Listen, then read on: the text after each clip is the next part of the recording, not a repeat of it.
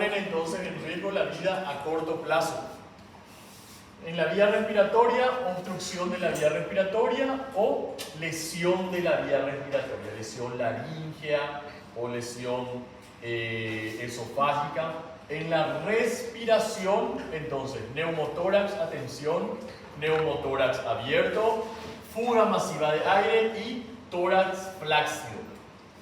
En la circulación, choque hemorrágico, hemotórax masivo o hemoperitoneo masivo. Después, choque cardiogénico, taponamiento cardíaco y shock neurogénico. Discapacidades, hemorragia intracraneal o efecto de masa y lesión de la columna cervical. Todas estas son entonces lesiones que ponen en riesgo a corto plazo, ¿verdad? O sea que son las que hay que solucionar rápido porque le pueden llevar a la muerte al paciente. Atención inicial ya vimos, ahora vamos a irnos ya en...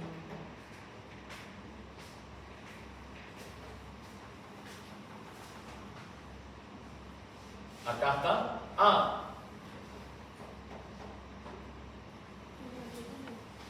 Estas son entonces fractura de laringe o lesión laríngea, son disfonía, cornaje y sensación de crepitación. Y otra cosa que les voy a preguntar es la diferencia entre ventilación y oxigenación. La diferencia entre ventilación y oxigenación. Ventilación es el flujo de aire, ¿verdad? Y la oxigenación es el intercambio de oxígeno que se produce en los alveolos. Ese es el más importante, la oxigenación. ¿Por qué? Pues nosotros podemos tener una buena ventilación, pero no una buena oxigenación.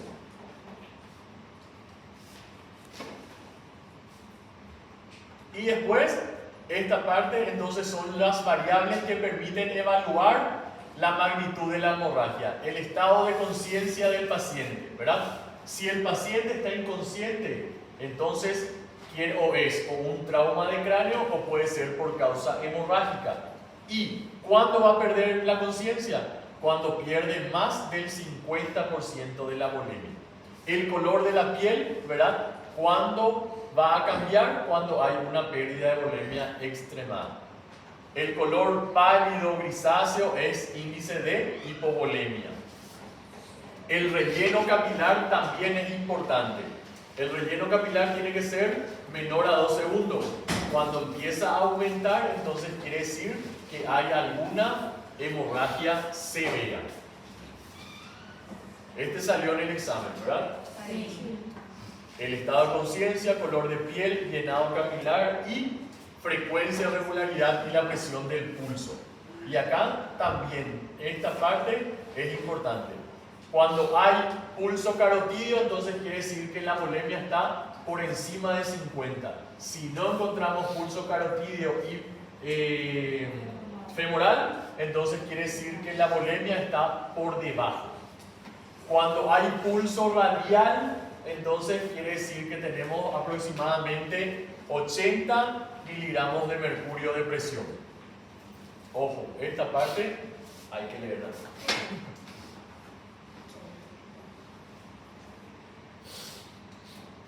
Después, el pantalón, acceso venoso, tórax. Y esta parte en el trauma de tórax. ¿Qué es el tórax móvil? Este también. ¿Qué es el tórax móvil? Es el tórax entonces y tiene que ser estabilizado. ¿Y cuándo? ¿Cómo se hace? Vamos a colocarle en el lado donde está móvil o en el lado donde está el bolet costal. ¿Y cómo se llama la respiración del tórax móvil? Respiración paradojal, ¿verdad? En el tórax móvil vamos a encontrar entonces la respiración paradojal y ahí explicar cómo es la respiración paradojal. Cuando uno inspira, la costilla se tiene que expandir, pero una parte se va a contraer y cuando expiramos, en vez de contraerse, una parte se va a expandir. ¿Está bien? Después está el neumotórax abierto. Y en el neumotórax abierto, ¿qué ¿Qué respiración vamos a ver en el neumotórax abierto, Pamela? En el neumotórax abierto, ¿qué tipo de respiración hay?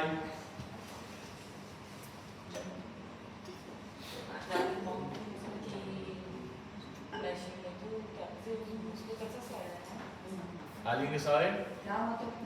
Traumatopnea. Muy bien. ¿Qué es la traumatopnea? Es cuando sale la respiración por la herida. Traumatopnea, respiración por la herida. En el neumotórax abierto entonces vamos a encontrar una traumatopnea. ¿Y qué es? Es cuando respiramos, sale la respiración por el orificio. ¿Y cómo vamos a solucionar? Vamos a solucionar entonces con tapando con 3 puntas.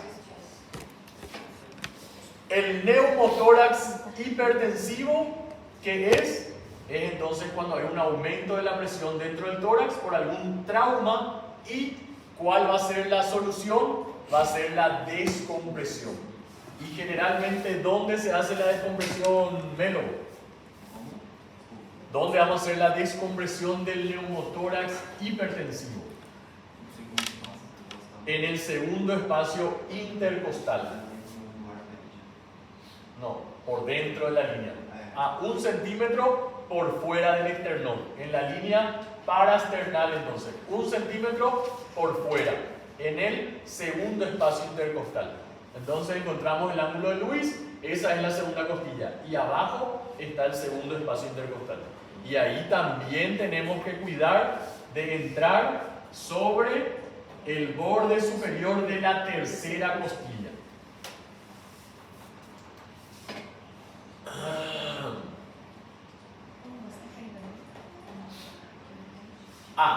Y acá también entonces otra causa de lesión en el traumatórax es el taponamiento cardíaco. ¿Qué es el taponamiento cardíaco? Anótenlo. Taponamiento cardíaco es la presencia de sangre en la cavidad pericárdica que impide un buen trabajo del corazón. Taponamiento cardíaco, acumulación o presencia de sangre en el espacio pericárdico que impide el trabajo del corazón. Y ahí, ¿cómo vamos a tratar? Mediante la pericardiocentesis.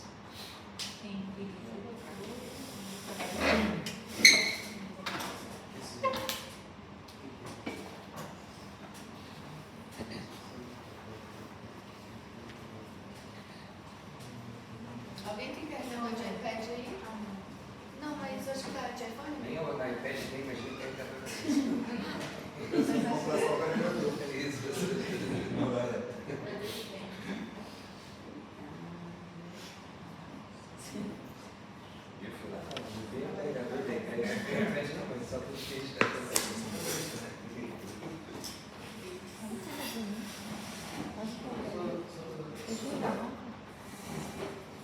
poder ficar aqui, pedir para poder ficar aqui.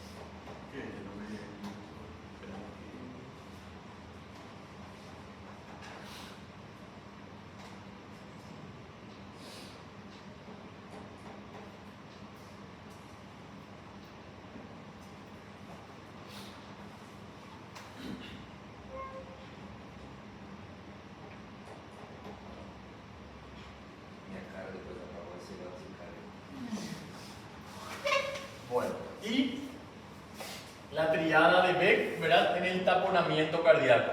Ingurgitación yugular, ruidos cardíacos apagados o disminuidos, y hipotensión arterial. ¿Y por qué se ve esto?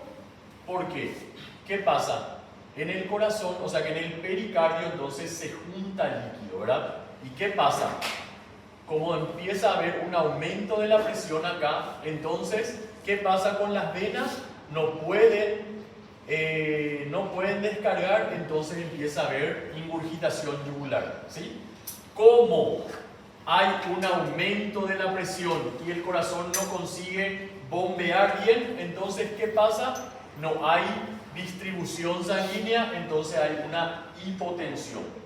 Y después, como el pericardio está lleno de sangre y como el líquido no es un buen conductor del sonido, entonces ahí ¿qué pasa? Disminuyen los ruidos cardíacos. ¿Está bien? Entonces esa es la explicación de la triada de B.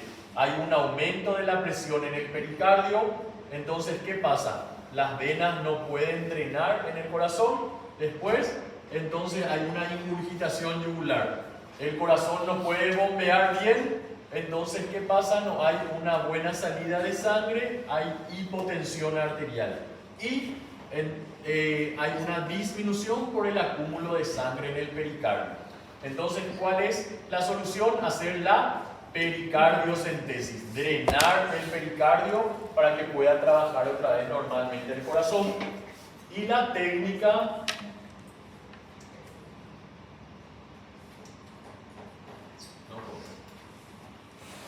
Cara, se ainda não está aberto com o slide, Pedro. Isso não é bom.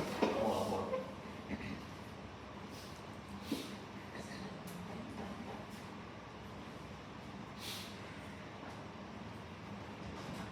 Ahí, percusión, ocultación.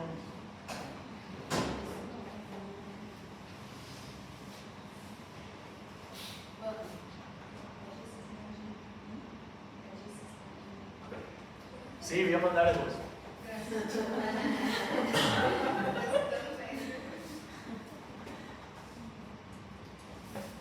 Bueno, entonces la técnica es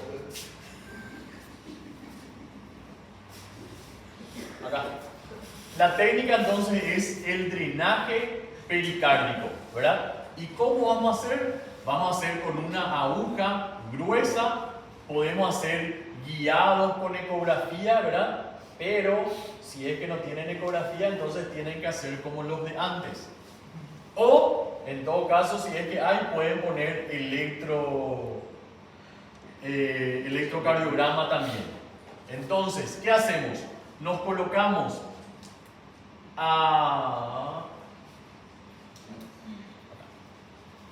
colocamos nuestra aguja a 45 grados, ¿verdad? 1 centímetro por fuera de la apófisis sifoides y por debajo del reborde costal. ¿Está bien? Entonces, 1 centímetro por fuera de la apófisis sifoides y dentro o debajo del reborde costal. A 45 grados nuestra aguja y direccionamos hacia la punta de la escápula. ¿Está bien? Entonces, nos vamos introduciendo lentamente nuestra aguja, ¿sí? Y vamos aspirando. Si sale sangre roja, ¿qué pasa? Lesión del miocardio o lesión aórtica. Entonces tenemos que retirar otra vez. La sangre tiene que ser sangre oscura, porque es sangre que se está acumulando, ¿verdad? O cuando llegamos al miocardio, si es que tenemos el electro, entonces va a haber una alteración en el electro. Ahí tenemos que retirar otra vez. Entonces, los puntos de referencia para la pericardiocentesis. Apófisis sifoides, 1 centímetro por fuera y debajo del reborde costal. Aguja a 45 grados y apuntando hacia la punta de la escápula izquierda. Pues si apuntan hacia allá, se van mal. Estando. Si es que la semana que viene da tiempo, vamos a ir en el laboratorio a hacer la práctica. Precisamos de um voluntário. Precisamos de um voluntário.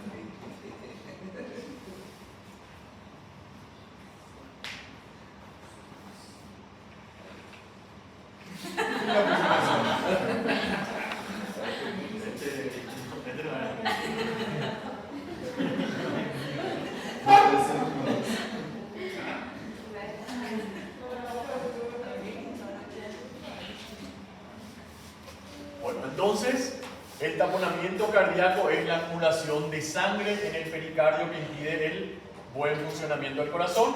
¿Y cómo vamos a tratar? Mediante la pericardiocentesis. En el abdomen no tenemos que reintroducir las vísceras. Las vísceras, cuando hay una evisceración, no se reintroduce en el abdomen. Hay que cubrir con gasa o con algún paño limpio y húmedo y se deja ahí hasta que llegue al hospital o hasta que se haga la cirugía. ¿Está bien? Entonces, nunca reintroducir las vísceras evisceradas, sino cubrirlas con gasas estériles o papel de aluminio y reponer el volumen de la hemorragia. En las extremidades, ¿verdad? Examinar todas las que tienen edemas y lo más importante en las extremidades, en el politraumatismo, es estabilizar. ¿Por qué? Porque ahí, si es que hay una gran hemorragia, al estabilizar vamos a disminuir la hemorragia y disminuir el dolor del paciente. Entonces, inmovilizar las articulaciones e inmovilizar las fracturas. Las fracturas expuestas hay que limpiar antes de introducir otra vez. Y había una parte que decía que hay que controlar en los miembros. En los miembros hay que controlar pulsos distales, hay que controlar sensibilidad, coloración, ¿verdad? Y hay que comparar con el miembro opuesto. Entonces, ¿qué hay que controlar en los miembros? Sensibilidad, llenado capilar, sensibilidad, llenado capilar, comparar con el otro, ¿y qué más? Coloración, temperatura, muy bien, excelente. Y al final hacer la escala de Glasgow. Escala de Glasgow, entonces, controlar mediante los parámetros y mediante esos parámetros vamos a tener un puntaje y nos va a ayudar a clasificar el trauma cráneoencefálico en leve, moderado. Me parece que algunos, yo no le pedí la escala de Glasgow ahora, ¿verdad? Sí. Bueno, y algunos hicieron mal. Leve de 15 a 13 o de 13 a 15. Moderado de 12 a 9 o de 9 a 12 y grave de 8 a 3. ¿Está bien? No sé qué me pusieron, pero algunos hicieron mal, o no sé si eran el otro curso. Muy bien. Algunos parámetros importantes que tenemos que ver cuando hay cuando hay accidentes vehiculares son pacientes menores de 5 años y mayores de 55. Entonces, en los extremos, menores de 5 años y mayores de 55, siempre tenemos que tener una especial atención cuando hay accidentes vehiculares. ¿Está bien? Y cuando hay una enfermedad cardiorrespiratoria previa, paciente con antecedentes cardíacos, hipertenso o que tenga problemas respiratorios, entonces siempre hay que tener una especial atención. Acá está la escala de Glasgow, entonces o una pregunta o 20. Si este sabe, se va. Si no saben, se quedan a responder 20 preguntas más.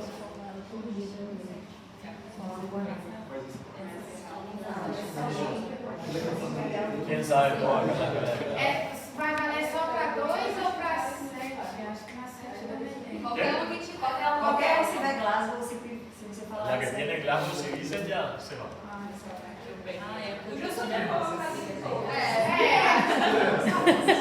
Você pode acrescentar, botou em todo. Bueno, ahora cuando el paciente llega al hospital, entonces tenemos que otra vez, todo lo que hicimos fue de fuera del hospital, ahora ya está en la atención primaria. Primaria siempre asegurar la vía y cuidar la columna cervical. Hay que ventilar y oxigenar al paciente. No es lo mismo ventilar y oxigenar. Y controlar la hemorragia y el estado de la circulación.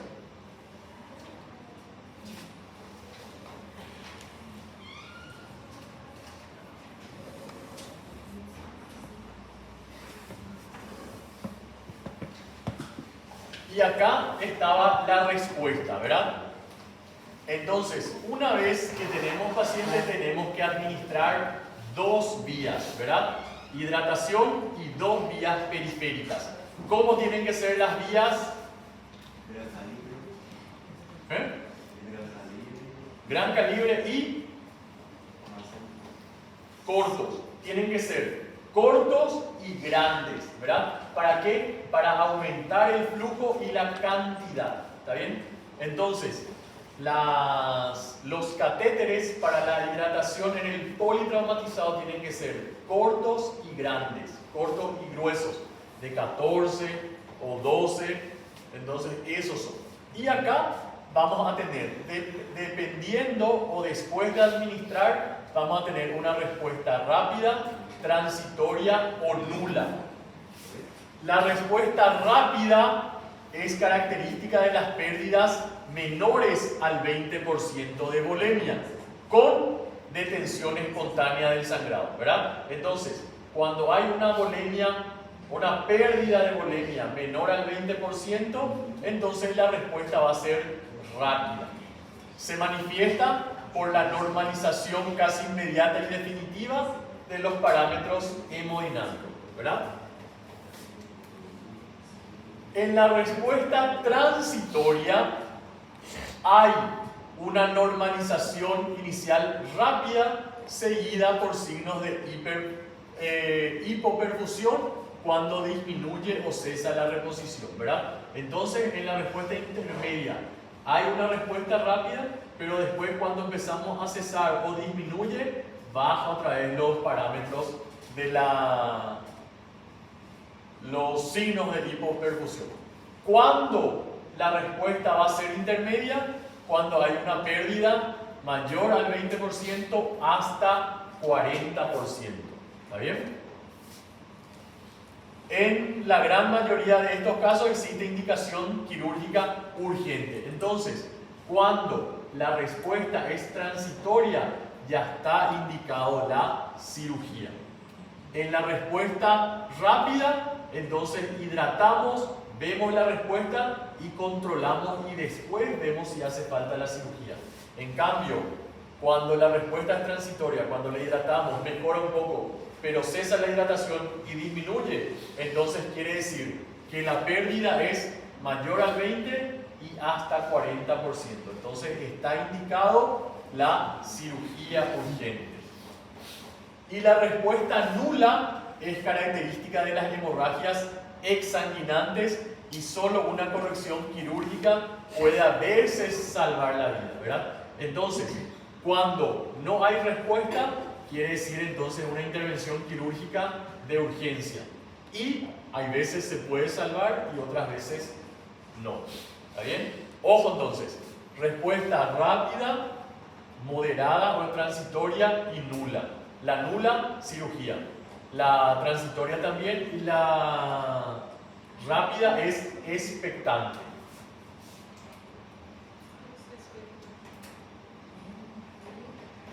Descanso un ratito y seguimos con otro.